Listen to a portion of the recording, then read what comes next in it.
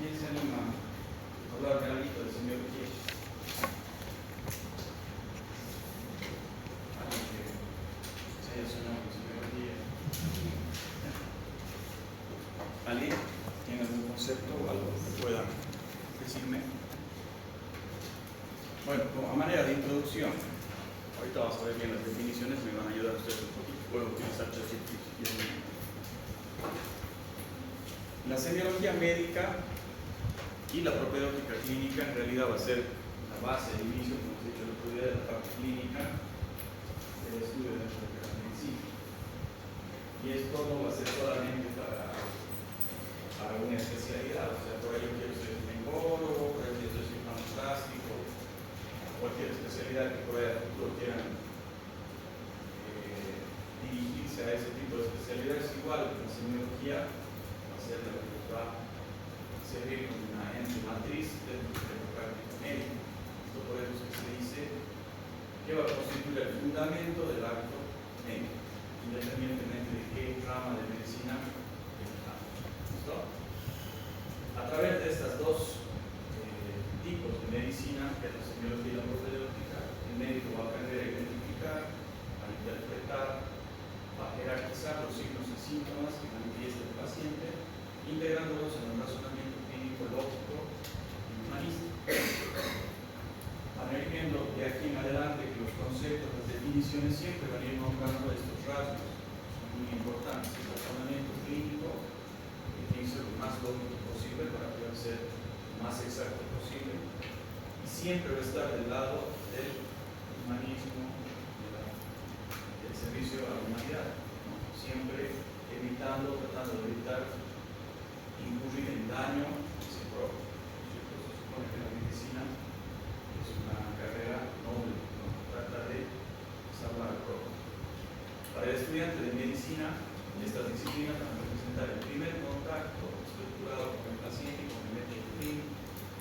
Este término igual de método clínico lo van a escuchar mucho, incluso van a tener una tarea de lo que van a hacer. Y esto lo va a convertir en el puente entre las ciencias básicas y la práctica asistencial. Lo que les he dicho el otro día, todo lo que ustedes han llevado en fisiología, anatomía, biología, histología, no sé si lo llevó ética, historia, médica que lo llevó o biología. Todas esas ramas o asignaturas que han visto nos van a ayudar dentro de lo que es la práctica asistencial, que es el inicio de la práctica asistencial en la medicina. ¿Listo? Bueno, como reseña histórica, la semiología obviamente desde que nació la medicina tiene una trascendencia muy importante.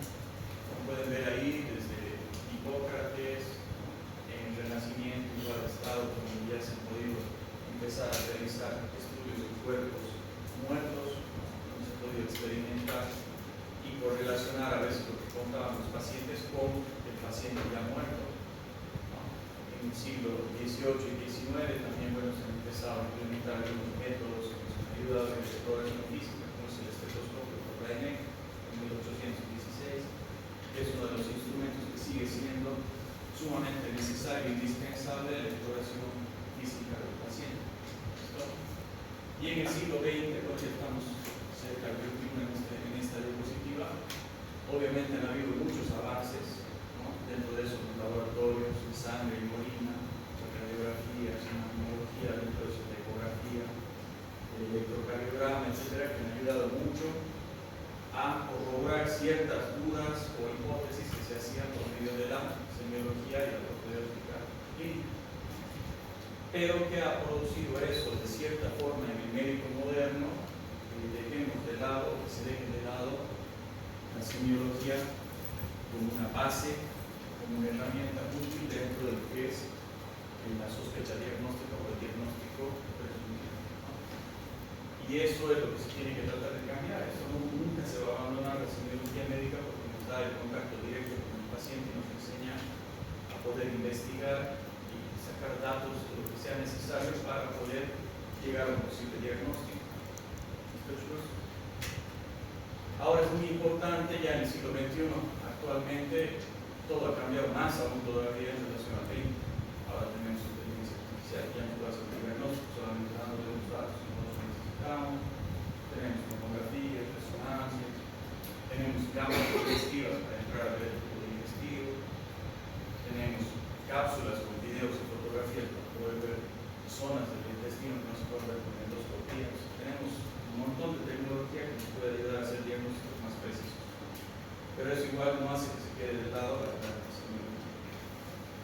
Entonces, a ver, ¿quién se anima?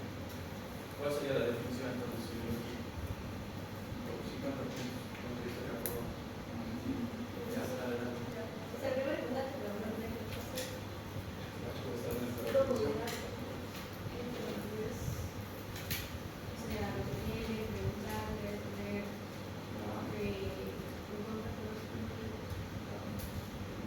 Puede estar dentro de la definición. ¿Qué más? Y ahí puede estar mezclando un poquito con que es propedéutica clínica, que lo vamos a ver. Caso.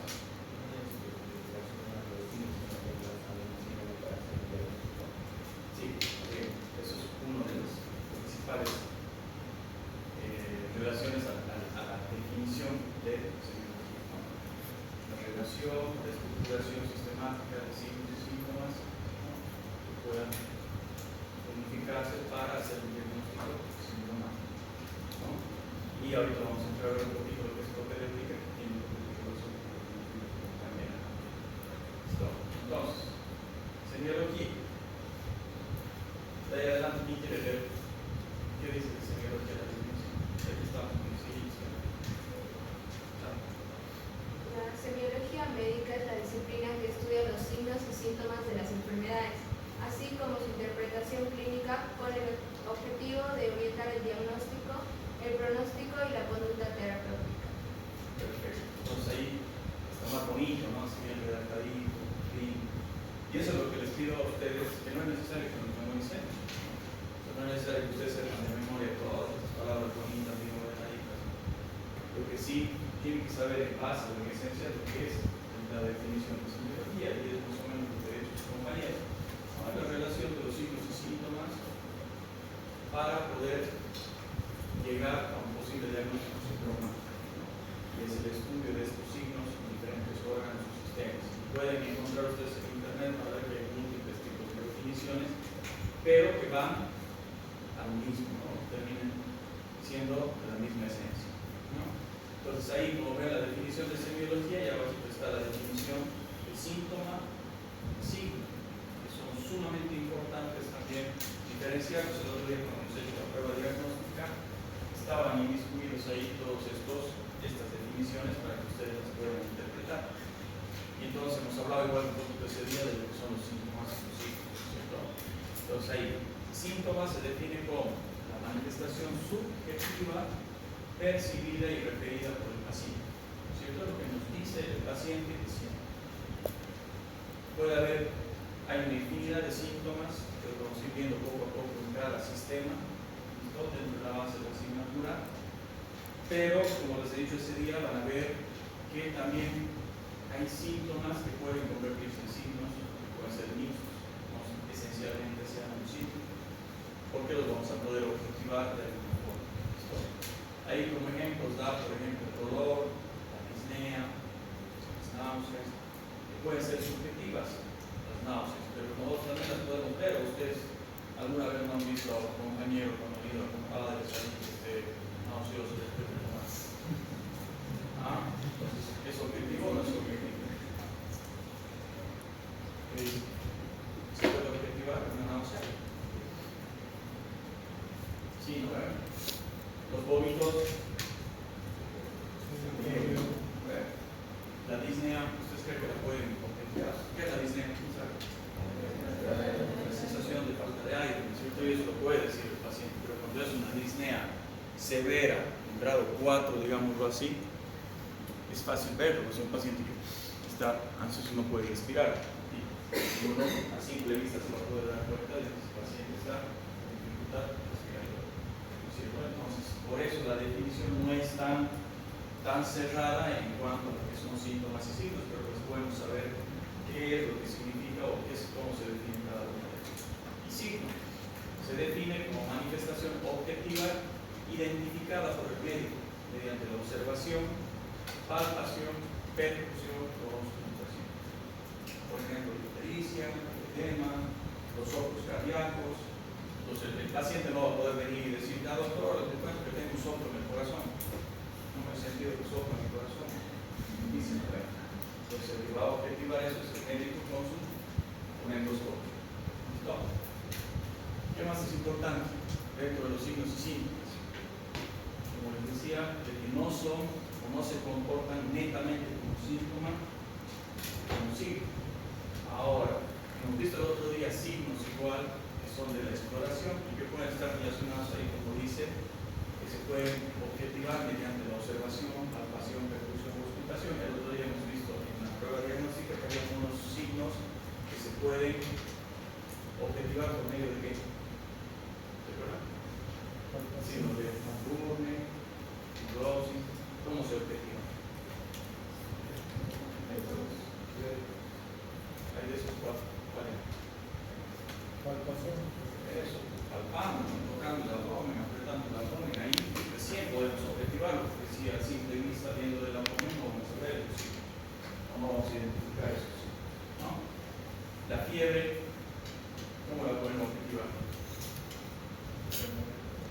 Claro, utilizando un instrumento, utilizando un termómetro, porque por ahí a simple vista lo puedes ver al paciente diafrético, con las mejillas chacosas, fijas, eritematosa.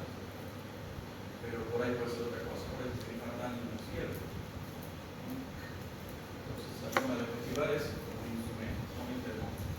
¿Listo? ¿Alguna duda ahí? ¿Estamos bien? Síndrome.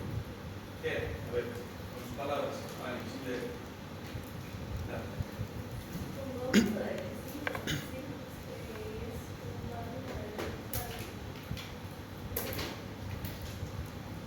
un grupo, un conjunto de signos y síntomas que nos ayudan a realizar una sospecha diagnóstica sindromática, como dice la definición, la cual engloba o se caracteriza, puede caracterizarse por diferentes enfermedades sin ser la misma causa que él está produciendo. Pero lo leeremos aquí, más bonito. Se define como el conjunto de signos y síntomas que aparecen asociados de manera simultánea o sucesiva, guardando entre sí una relación fisiopatológica que caracteriza un estado clínico determinado, sin implicar necesariamente una etiología única o un diagnóstico definitivo. ¿Listo? El síndrome constituye una unidad de análisis clínico que permite al médico ordenar la información semiológica, orientar el razonamiento diagnóstico y establecer hipótesis etiológicas, sirviendo como puente entre la observación clínica y el diagnóstico nosológico. ¿Listo? Ahora, síndrome no se relaciona netamente o directamente o simplemente con la semiología. Cuando hablamos de semiología no estamos todavía introduciendo dentro de esto lo que son estudios de gabinete, análisis de laboratorio, ¿no es cierto? Estamos hablando netamente de exploración clínica y anamnesis. Cosa que más allá van a ver que un síndrome no solamente engloba signos y síntomas, sino también engloba características de alteraciones laboratoriales o de estudios primarios que se pueden objetivar por medio de estos estudios. Por ejemplo, ¿conocen algún síndrome?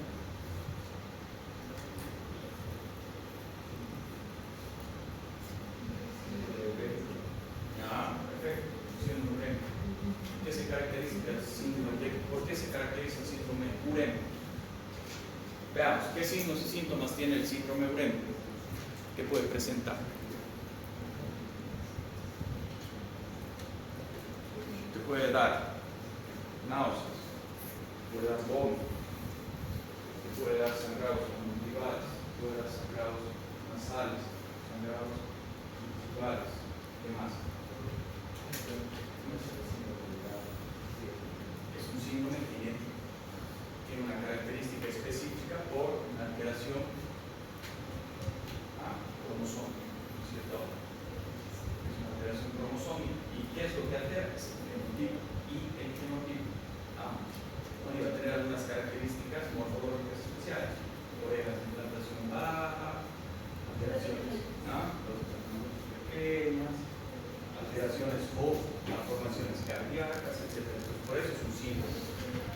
No sé si está muy bien llamado como síndrome, pero sí, se lo cataloga como síndrome y tiene características específicas.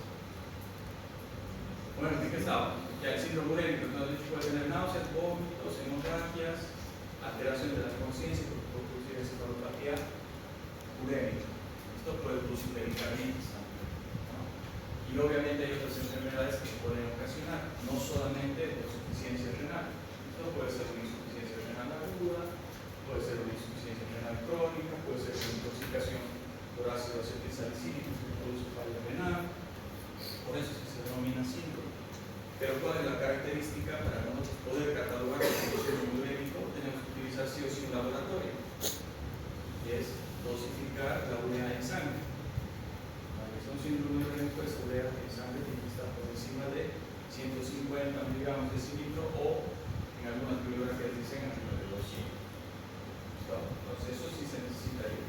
Ahora, por ejemplo, un síndrome nefrítico, ¿me escucharon una vez? El síndrome nefrítico, igual que es una patología renal, ¿no? ¿Y cuál es la característica que va a tener el síndrome nefrítico? Va a producir hipertensión arterial, que eso lo vamos a constatar nosotros midiendo la presión. Tiene que presentar hematuria y falla renal. Falla renal se va a determinar igual por medio de qué? Un examen de creatinina en sangre. ¿Listo? Y la hematuria se la puede detectar por medio de un examen de orina. Ahora, si fuera una macrohematuria, se la puede detectar sin revista, viendo solamente la orina. Entonces, esas características va a tener el síndrome, y van a ver que mientras más van a ir avanzando dentro de la carrera de medicina, van a ir viendo estos síndromes ya mucho más completos y complejos.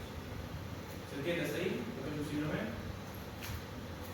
Bueno, ahora, ¿qué es propedéutica clínica? No siempre teníamos la duda, o muchos alumnos tenían la duda, decían, pero semiología es lo mismo que propedéutica clínica, porque los libros, algunos libros dicen semiología y propedéutica clínica es lo mismo. ¿Es lo mismo, chicos? ¿No? ¿Sí? ¿Quién dice que sí? ¿Quién dice que no? No me pegas. No es lo mismo, ¿no? No es. La propedéutica clínica, ¿qué es? Nos va a ayudar a hacer semiología. Bueno, nos va a dar los instrumentos, la forma, y nos va a enseñar cómo hacer semiología. La propedéutica clínica es la rama de la medicina que enseña los métodos y técnicas para obtener información clínica válida y ordenada, fundamentalmente a través de la anamnesis y el examen físico. Su finalidad es preparar al estudiante para el ejercicio clínico adecuado. Entonces, la propedéutica clínica es todo lo que vamos a hacer casi en la práctica: exploración física, llenado de historia clínica, toma de datos, entrevista con el paciente, etc. Y por medio de eso es que nosotros vamos a definir, vamos a objetivar signos, vamos a objetivar síntomas, ¿no? Vamos a poder averiguar circunstancias que el paciente por ahí oculta, ¿no? O que no quiere decir, por miedo, por temor, por vergüenza, etc. ¿Se entiende? Entonces ya estamos con las definiciones de lo que es la asignatura como tal. Y esto es importante. Este método clínico es algo un poquito más moderno, ¿ya? Está relacionado directamente con la semiología propedéutica clínica, pero es un poco más complejo. Ya es a lo que iba anteriormente cuando se explicaba el tema de síndromes. Aquí sí ya va a entrar un poquito más lo que son exámenes complementarios, imagenología, lo hace un poco más complejo. Pero en esencia está inmiscuida la semiología y la propedéutica clínica dentro de esto. Entonces, ¿cómo se define el método clínico?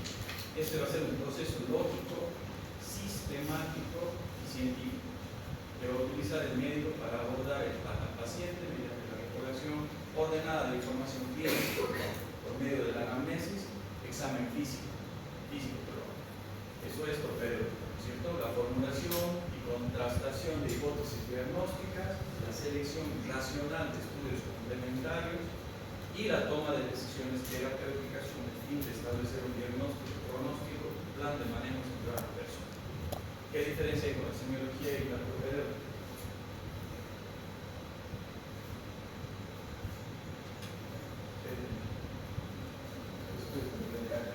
Eso, bueno. Pues más o menos la semiología llega hasta cierta parte, ¿no? Nos ayuda, nos da la pauta hasta dónde podemos llegar y a dónde podemos inclinar.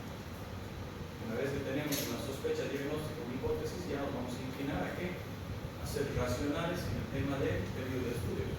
Yo les decía a los chicos, escuchar, cualquiera que no estudia medicina, que no es médico, hay muchos comentarios que hagan, pero es así, que soy médico. Yo la vez que voy a la clínica, el médico me pide laboratorio, me pide ecografía, me pide tomografía, electrocardiograma, todo, y ni siquiera me revisa. ¿Ustedes creen que está bien eso? No, pues están haciendo que está todo temblando. Y al final por ahí todo viene normal. ¿Qué le van a decir a su paciente? ¿Ah? ¿A su casita? Ni modo. Bueno, entonces no está bien, ¿no es cierto? Entonces para eso es justamente todo esto que están aprendiendo, chicos.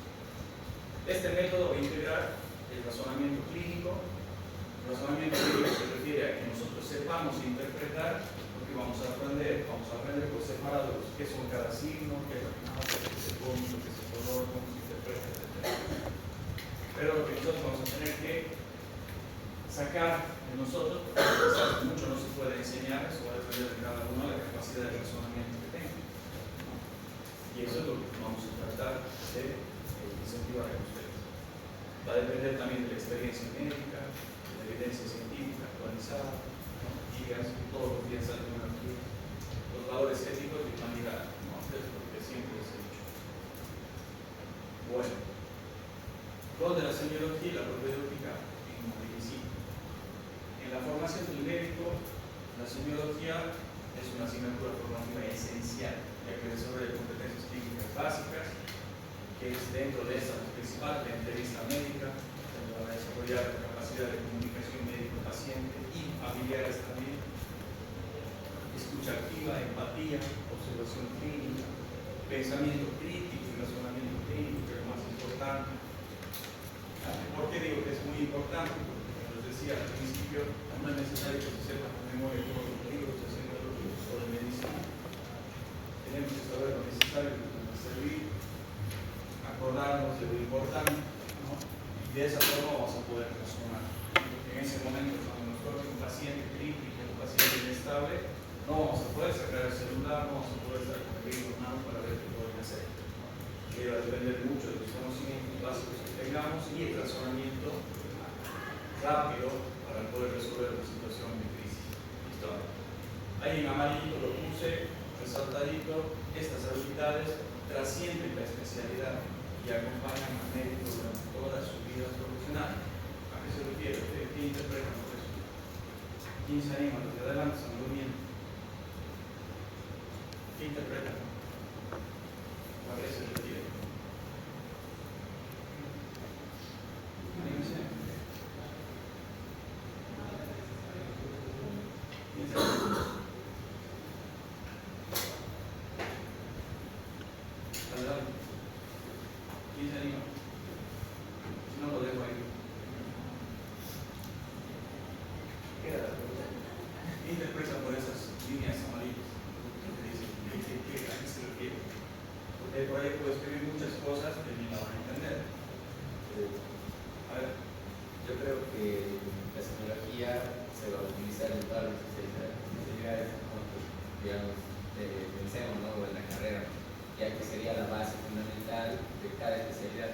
Cada médico, sin contar la especialidad, tiene que saber utilizar la semiología para identificar los diferentes signos.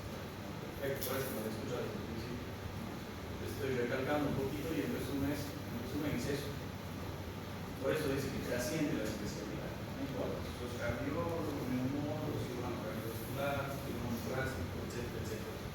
La semiología va a estar en la medicina en cualquier especialidad y durante todo el tiempo que dure la vida profesional del médico. Entonces, por eso es importante que esta materia la puedan dominar de manera adecuada. En la práctica clínica, ¿de qué nos va a servir? ¿Por qué rol va a cumplir? En el ejercicio médico, ya como profesionales, la semiología va a cumplir un rol central que es orientar el diagnóstico inicial del primer contacto, reducir la solicitud innecesaria de estudios complementarios, favorecer una medicina costo efectiva y fortalecer la relación médico-paciente. ¿Listo? Lo que les decía un ratito, hace un ratito.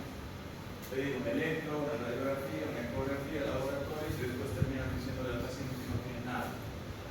¿No? Lo más probable es que se va a molestar. Las personas que van a la clínica, en el hospital, sí o sí quieren salir con algo del hospital. Quieren tener un diagnóstico, aunque no tengan nada. Eso es la batalla de todos los días de los médicos. Entonces, en amarillito amarillito que dice: diversos estudios han demostrado que el interrogatorio y el examen físico bien realizado permiten alcanzar el diagnóstico correcto en un alto porcentaje de los casos, incluso antes de recurrir a tecnologías complejas. Entonces, si nosotros aprendemos bien a hacer semiología, tenemos la capacidad de relacionarnos, de ganarnos la confianza del paciente para que nos cuente todo lo que nos pasa, les pasa, nos va a servir y nos va a dar casi el 80% del diagnóstico posible del paciente. Si no es un diagnóstico exacto, como hemos dicho ayer, por lo menos un diagnóstico sintomático. Y al tener un diagnóstico sintomático, vamos a poder pedir los estudios más necesarios o idóneos para poder hacer el diagnóstico, confirmar lo que estamos sospechando o de cierta forma descartar lo que estamos sospechando. ¿No?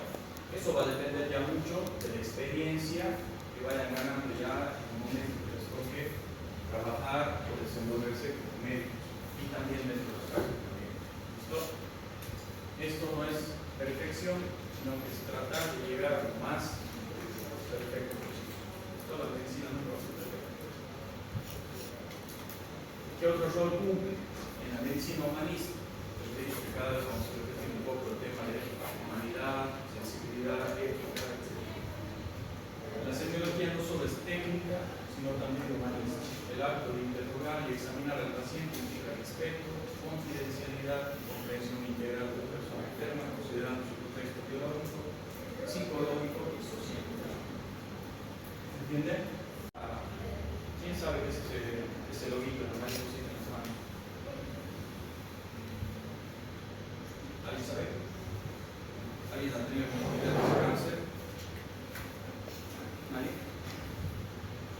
Ese logo es un loguito que se utiliza en los cuidados paliativos. Los pacientes oncológicos. Se llama en muchos centros donde hay unidades de cuidados paliativos.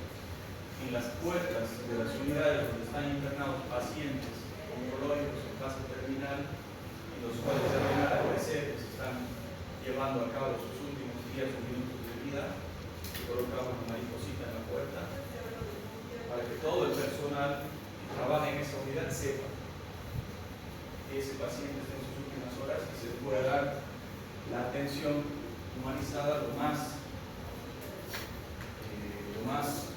humana posible, dándole todos los gustos al paciente y tratando de que sus últimos minutos de vida sean lo más favorables posible. ¿No? Y eso está en relación a los cuidados paliativos.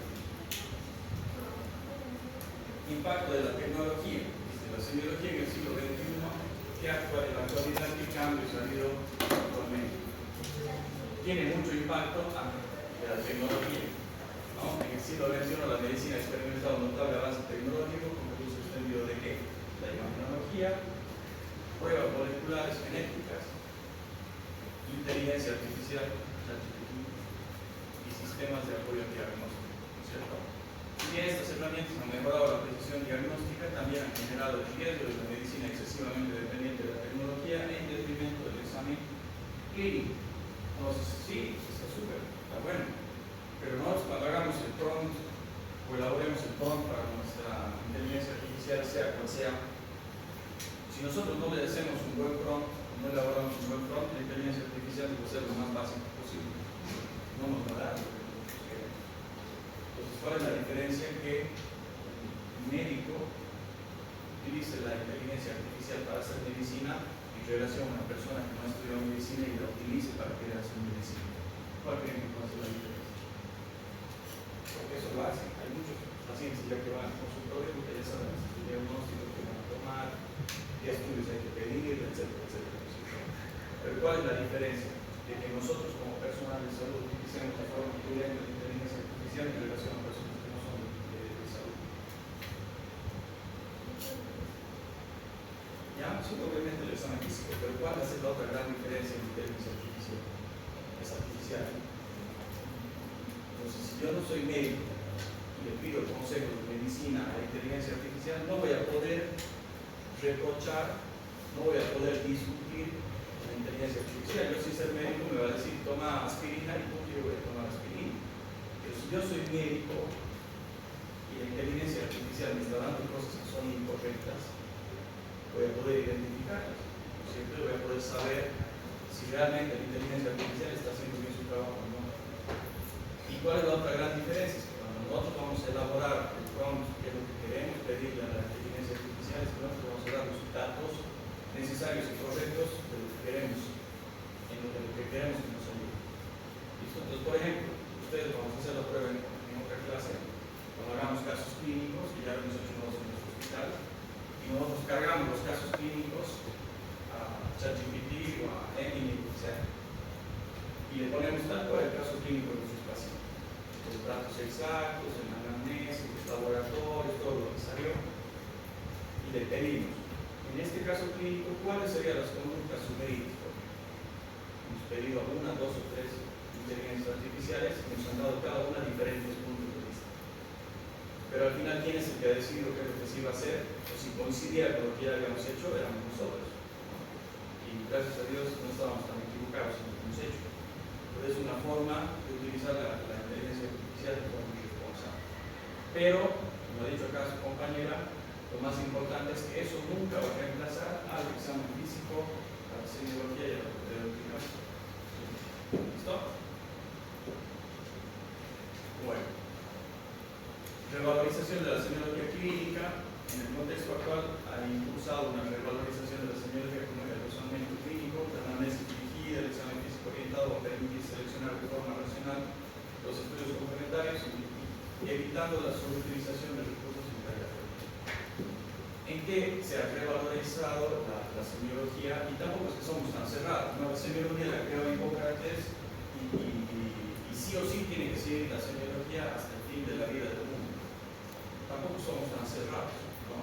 ¿Qué es lo que ustedes creen que se puede implementar como quinto elemento de la semiología para la propedéutica clínica? Los 4 elementos básicos hasta no hace muchos años eran 4, que es la inspección, palpación, percusión y la auscultación.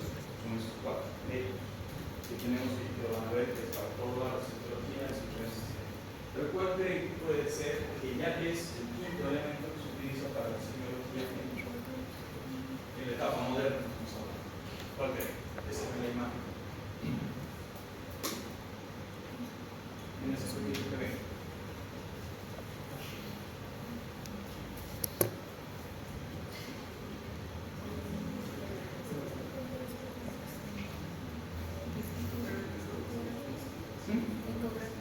Eso es, la ecografía. Se llama Eco Bedside, ¿no? Aquí estamos. En realidad, todos los hospitales del tercer nivel deberían tener un ecógrafo en cada servicio. ¿Listo? ¿Por qué? Costo efectivo, súper barato, obviamente el equipo de compras y después solo es hacer mantenimiento, pero no utiliza radiación. El costo es sumamente barato, ¿no? Y lo tendría que saber utilizar todos los medios. Incluso ustedes deberían salir regresados de esta universidad sabiendo los principios básicos de ecografía y el manejo básico de ecografía. Por eso es que yo en esa imagen que se mostró del anterior PowerPoint que se ha presentado, se propuesto que pueda hacer ecografía en la parte semilla. Nosotros en el Hospital San Juan de Dios ya tenemos nuestro ecógrafo de servicio, son muchos los médicos que son antiguos, entonces estamos tratando de capacitar en el tema de ecografía a pie de cama. ¿En qué nos sirve? Si yo ausculto, no sé, la disminución del número vesicular en el pulmón, por ejemplo, semiológicamente yo puedo sospechar que es un derrame pleural, o sea, que hay líquido en la cavidad pleural. ¿Cómo lo corroboro en ese momento? Rápido, sin tener que mandar una radiografía que se irradia. ¿Cómo creen? Una ecografía. Le queda el ecógrafo, le pones en el pulmón y ahí sobre ese líquido de aire, ¿listo? Vos confirman lo que sospechamos. Si tiene un soplo cardíaco, lo mismo, ¿no? Si tiene líquido, olor en posibilidad derecha, como visto en el caso clínico que se presentó el otro día para la prueba diagnóstica, está sospechando que su diagnóstico es un síndrome de abdomen agudo. Tiene dolor, tiene los signos positivos, entonces agarramos la ecografía, vemos la posibilidad derecha, si hay líquido libre en posibilidad derecha, ¿qué es? Una apendicitis, no hay duda, ¿no es cierto? Entonces eso nos facilita y nos ayuda mucho. Entonces, Por eso les digo que la semiología no se cierra a lo antiguo, sino que lo que sí realmente sirve y es costo efectivo y beneficioso, nos va a servir. ¿Listo? ¿Se entiende? Vamos. A ver.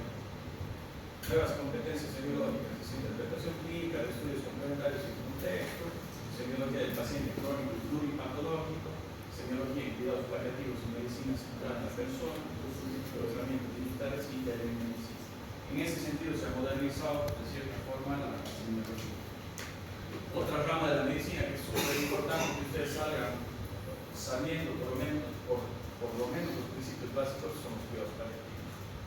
¿Listo? Ahora, cuidados paliativos no solamente es cáncer. ¿Listo? Antes era la definición de cuidados paliativos, paciente con cáncer, tenían que morir. ¿No? Ahora, cuidados paliativos abarca todos los pacientes crónicos con patologías avanzadas, insuficiencia cardíaca, cirrosis hepática, fibrosis pulmonar y insuficiencia renal crónica. Entonces, a eso se van los cuidados paliativos. ¿Qué más? Enseñanza de la semiología en la actualidad.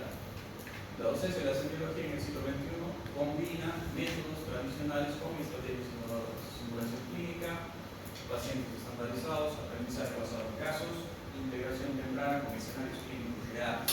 Es lo que vamos a hacer. Tenemos simulación, tenemos pacientes reales, y tenemos la imaginación de su docente y de los alumnos para poder hacer casos clínicos, ¿no? Reales o inventados por nosotros o por inteligencia artificial también. ¿Listo? El objetivo es formar médicos competentes, críticos y humanistas. Lo mismo que en el concepto que se dice competentes, críticos y humanistas. Capaces de integrar la tecnología sin perder la esencia del actor clínico. Entonces, si podemos hacer ecografía, mejor para nosotros y para nuestro paciente, ¿no? El tema de competentes, a lo mismo que hoy desde el principio. No es necesario saber el libro de memoria. Hay que saber qué es importante, qué competencias son las que necesitamos para desarrollarnos en el ámbito médico que nos corresponde. En esta etapa, ustedes para médicos generales. Más allá, cuando hagan posgrado a la especialidad, pueden seguir inclinándose a la rama que les corresponde. ¿No? Eso es todo, chicos. ¿Preguntas? ¿Está todo claro? ¿No?